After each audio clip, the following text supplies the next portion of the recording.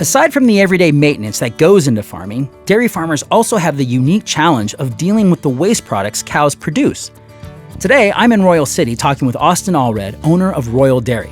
Together, he and his team have found a unique way of dealing with all that waste. This is really probably equivalent to like a city with a population of 50,000 people. That's how much waste as far as poop and pee we deal with. The solids you compost, farmers like it, gardeners like it, everyone likes a little bit of compost. I think if you ask any dairy farmer, our biggest headache and liability on our farms is the lagoon.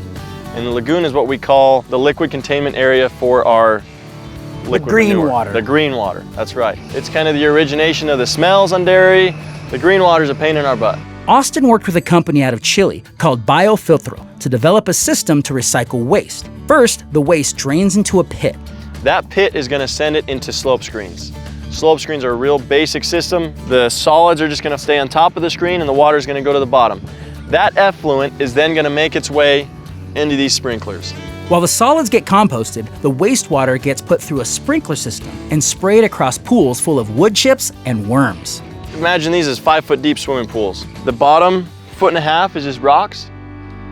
Then the next 4 feet is wood chips. As the water comes out, it settles through the wood chips and the rocks, and that's the biofiltration that cleans it.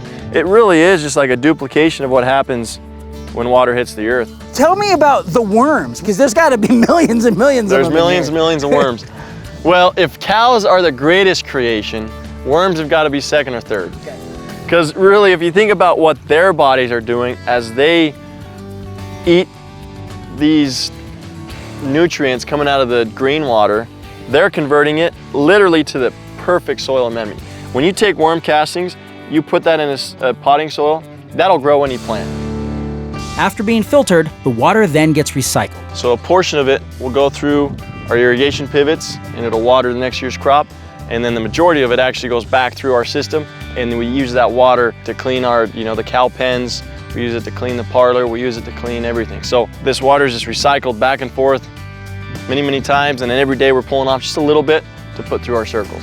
The crops are then combined with food that supermarkets can no longer sell to help feed the cattle. Think about your Ford F-150. That's what I drive. If you put anything but perfect gasoline in that thing and perfect oil in that thing, it is kaput, right? I mean, it doesn't run.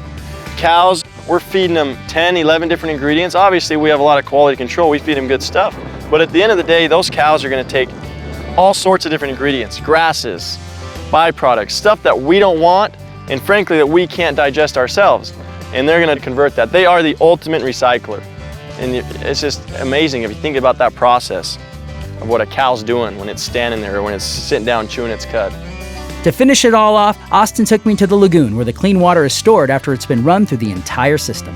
So this lagoon is the clean, we call it tea water because it looks like tea, but there's absolutely no solids in it. Right. It's got a little brown tint to it from the wood shavings, actually. There's fish that live in there. It's clean water. Being able to produce something, create something every day, and be able to supply food, I enjoy it. I love it, I enjoy it, it's fun, and it's fulfilling, right? I mean, it's something that needs to be done, and if you do it right, it's a win-win-win.